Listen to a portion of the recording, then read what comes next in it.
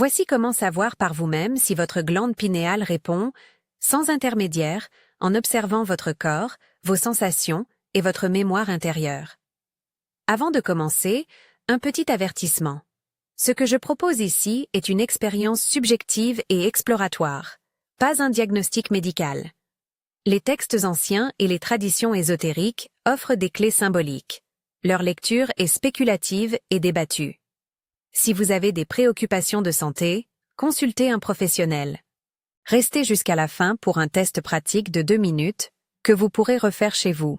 Il existe des documents découverts en 1945 à Nag Hammadi, des écrits souvent qualifiés de gnostiques, dont certains fragments comme l'Évangile de Philippe, qui parlent d'un savoir intérieur, d'un sceau inscrit dans le corps, et d'une mémoire originelle que l'on peut parfois retrouver. Ces textes ne font pas partie des canons officiels. Leur interprétation historique et théologique est loin d'être tranchée. Pourtant, leur langage imagine qu'une part de nous porte une marque, une présence, une sorte de radiographie intérieure. Si l'on transpose symboliquement ces images à notre époque, une figure revient souvent. La glande pinéale, appelée aussi troisième œil dans de nombreuses traditions.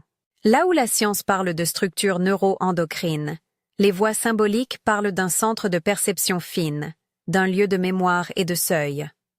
Je vous invite à lire ces mots comme une exploration. Ni vérité scientifique, ni dogme mystique, juste une proposition d'observation. Beaucoup cherchent à savoir si leur troisième œil est actif.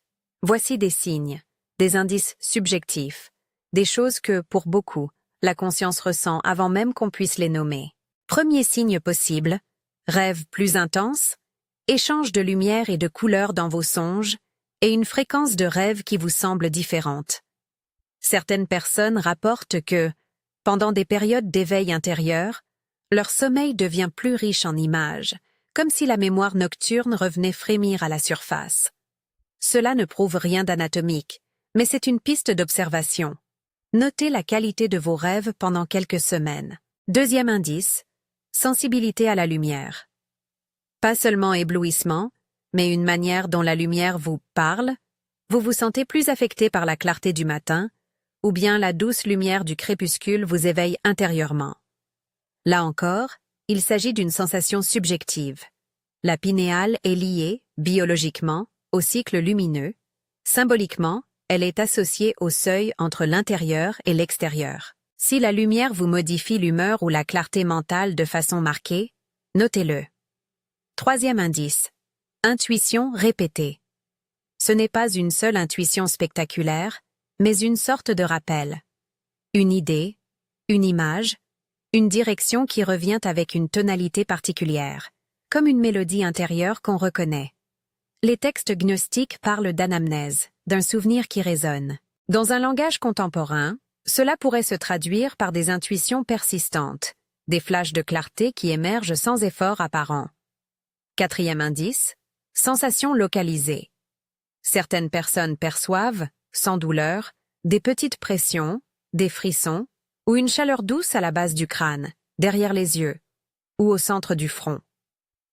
Parfois c'est intermittent, parfois c'est très discret. Une légère pulsation, une sensation de présence, qui n'est ni agréable ni désagréable. Important, si vous ressentez douleur intense, vertige, perte visuelle, ou tout autre symptôme alarmant, cessez l'exercice et consultez un médecin. Ces sensations décrites ici ne sont en aucun cas une preuve médicale du fonctionnement de la pinéale. Elles sont des micro-indices perceptifs que beaucoup associent, symboliquement, à un éveil. Cinquième indice, clarté mentale et réduction du bavardage intérieur. Vous observez que, par moments, le flux mental s'apaise et qu'une perception plus nette, plus centrée, émerge. Ce calme n'est pas nécessairement permanent. Il peut être fugitif, mais il arrive parfois comme une fenêtre ouverte. Cette fenêtre, pour les pratiques spirituelles, est souvent interprétée comme une coopération avec un centre perceptif profond. Ces signes restent subjectifs. Maintenant, je vous propose une relecture symbolique d'un schéma ancien. Les 3 marques. Dans certains textes, on décrit 3 points du corps qui témoignent d'un lien avec l'origine. Si l'on transpose cela en langage contemporain autour de la pinéale, on peut penser à une cartographie pratique, symbolique et expérimentale, non scientifique, mais utile pour l'auto-observation. La première marque, que l'on peut appeler marque du crâne, correspond à la région occipitale et frontale, la base du crâne et le centre du front, là où, dans beaucoup de traditions, se situe le troisième œil. Sur le plan expérientiel, c'est la zone où apparaissent les sensations que j'ai décrites, pression douce, chaleur, remuement d'image. C'est aussi la zone où la perception de la lumière et des rêves semble converger. La deuxième marque, la marque de la main, se lit symboliquement sur le bord externe de la main, l'endroit qui touche le monde. Beaucoup de pratiques anciennes utilisent la palpation, le toucher et la sensibilité tactile comme preuve de présence nerveuse et de liaison au monde. Aujourd'hui, on peut relire cela comme la sensibilité périphérique. Des frissons, des picotements, une conscience accrue du toucher qui accompagne parfois des états d'éveil intérieur. Touchez doucement la paume, le côté de la main, ou sentez la chaleur des doigts. Observez si des impressions intimes, fraîcheur, fourmillement, résonance, apparaissent. La troisième marque, la marque du thorax, se situe au centre du sternum, la poitrine, lieu de l'expression et de la respiration. Ici, la corrélation est simple. Un cœur qui s'ouvre, une respiration qui change, une parole qui se fait plus honnête.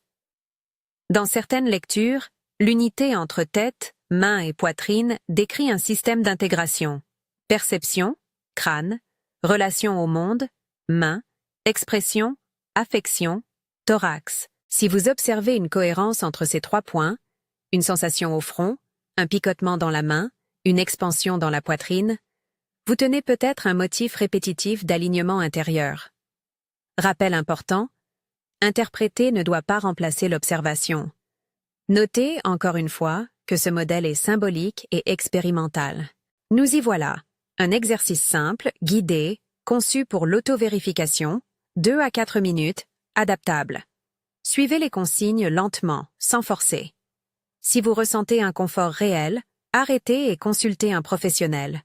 Installez-vous confortablement, assis ou allongé. Si vous choisissez assis, gardez le dos droit mais détendu. Fermez les yeux si cela vous aide à mieux sentir. Placez une main légèrement sur la poitrine et l'autre main posée près de la tempe ou reposant simplement sur votre genou. Choisissez la position qui vous semble la plus naturelle. Commencez par quelques respirations conscientes pour vous ancrer. Inspirez lentement par le nez. Comptez doucement 4 secondes si cela vous convient. Retenez 2 secondes, puis expirez plus longuement. Par exemple 6 secondes. Répétez ce cycle 3 fois. Si ces nombres ne vous conviennent pas, adaptez. L'idée est d'allonger doucement l'expiration, de calmer le rythme. Après ces respirations, portez votre attention sur la région du front et de la base du crâne. S'entendre, observez. Y a-t-il une petite pression, une chaleur, un frémissement, une légère étincelle d'image? Ensuite, déplacez l'attention vers le côté externe de la main qui est posée. Ressentez la température, les micro-mouvements, les picotements éventuels. Enfin, prenez conscience du centre du sternum sous votre main et notez toute expansion, palpitation ou sensation d'ouverture. Faites cela en tant que chercheur doux. Le but n'est pas d'obtenir un signe, mais d'apprendre à distinguer les nuances. Si rien ne se passe, ce n'est pas un échec. Beaucoup de personnes ne sentent rien la première fois, puis perçoivent quelque chose après plusieurs répétitions, ou dans un contexte de repos profond.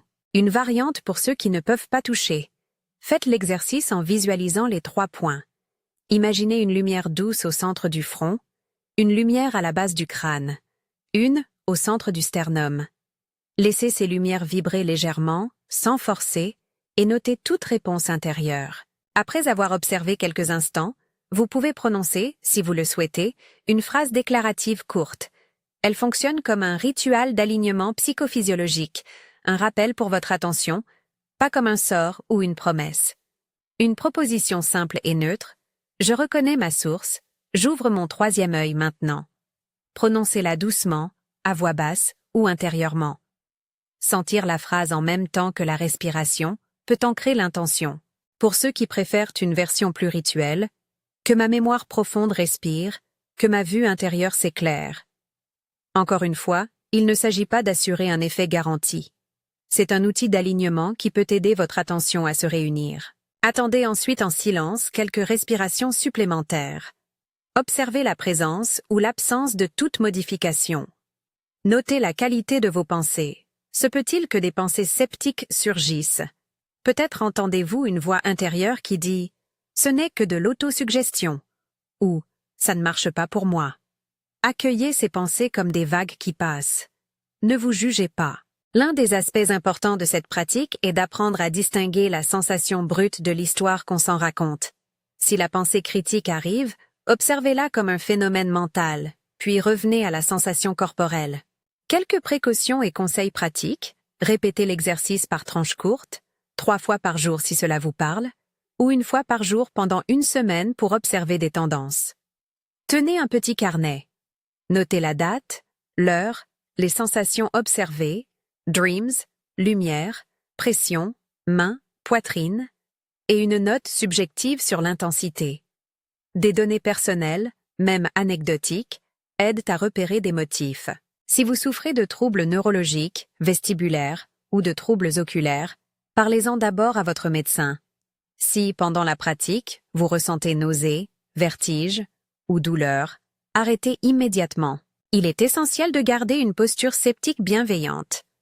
Beaucoup d'effets peuvent être attribués à l'effet placebo, à l'auto-observation accrue ou au cycle naturel du corps. D'autres phénomènes peuvent provenir d'une meilleure hygiène du sommeil, d'une diminution du stress ou d'un simple recentrage. Tout cela est valable et utile. L'important est de reconnaître la frontière. Ce que vous ressentez peut vous transformer subjectivement, mais ne devient pas automatiquement une preuve objective du fonctionnement de la pinéale. Pour remettre ces expériences dans une perspective historique, les textes découverts à Nag Hammadi et des fragments tels que l'Évangile de Philippe parlent d'une connaissance qui se retrouve par la mémoire intérieure, l'anamnèse. Ces images métaphoriques peuvent nourrir notre imagination et proposer des rituels d'alignement. Mais historiquement, ces écrits sont marginaux et leur lecture est sujette à débat. Il est prudent de les utiliser comme inspiration symbolique, non comme preuve d'une technique transmise de façon littérale depuis l'Antiquité. Que faire ensuite, concrètement? Si vous avez perçu des indices qui résonnent, approfondissez avec régularité et gentillesse. Pratiquez la respiration consciente, tenez un journal, observez vos rêves et votre sensibilité à la lumière. Évitez de céder à la quête d'effets spectaculaires. L'éveil, s'il vient, est souvent graduel, discret, et plutôt intégré à la vie quotidienne qu'à des moments extraordinaires. Si vous n'avez rien ressenti, cela ne signifie pas que vous êtes fermé ou inférieur d'une quelconque façon. Les pratiques de perception nécessitent parfois des prérequis: repos, sommeil régulier, alimentation équilibrée et réduction du stress. Elles peuvent demander du temps. Certaines personnes ne perçoivent rien pendant des mois et découvrent ensuite des variations subtiles. D'autres n'obtiennent jamais de sensations particulières, mais développent une plus grande clarté morale, émotionnelle ou créative. Et c'est une forme d'éveil aussi. Je voudrais aussi anticiper une question fréquente. Est-ce que l'on peut activer la pinéale par ce rituel? La réponse honnête et prudente est: nous ne pouvons pas affirmer de lien causal direct entre un geste rituel et un changement physiologique mesurable. Ce que vous pouvez obtenir, en revanche, c'est une sensibilité accrue à vos propres signaux, une meilleure conscience du cycle veille-sommeil et peut-être une ouverture intérieure. C'est déjà beaucoup. La science et la symbolique offrent 2 langages différents. Il est bénéfique de garder les 2 en dialogue sans les confondre. Si vous souhaitez prolonger cette exploration, quelques pistes complémentaires: tenir un carnet de rêves, réduire l'exposition à la lumière bleue le soir, expérimenter des horaires réguliers de sommeil, pratiquer une marche consciente matinale en lumière douce, ou simplement consacrer 5 minutes par jour à l'observation corporelle. Ces gestes ne garantissent rien, mais créent des conditions favorables à la perception fine. Pour finir, un dernier rappel. La quête d'un centre intérieur ne doit pas remplacer l'attention aux relations, au travail, à la responsabilité quotidienne. L'éveil est une transformation de la manière d'être au monde, pas une fuite hors de lui. Les textes anciens, gnostiques ou autres, parlent souvent d'un retour, pas d'un isolement. Si votre expérience vous apporte plus de clarté, employez-la pour mieux aimer, mieux travailler, mieux être présent. Si cette expérience vous a touché, écrivez reconnaissance en commentaire et abonnez-vous pour la séance d'activation guidée à venir. Je lirai vos retours et, si vous le souhaitez, nous pourrons approfondir des variantes de l'exercice, des lectures symboliques des textes de Nag Hammadi et des méthodes pour intégrer ces perceptions au quotidien. Merci d'avoir pris ce temps d'écoute et de présence. Que votre attention soit douce avec elle-même, que votre regard intérieur devienne plus net, et que vous gardiez toujours la prudence et la curiosité en compagnon de route.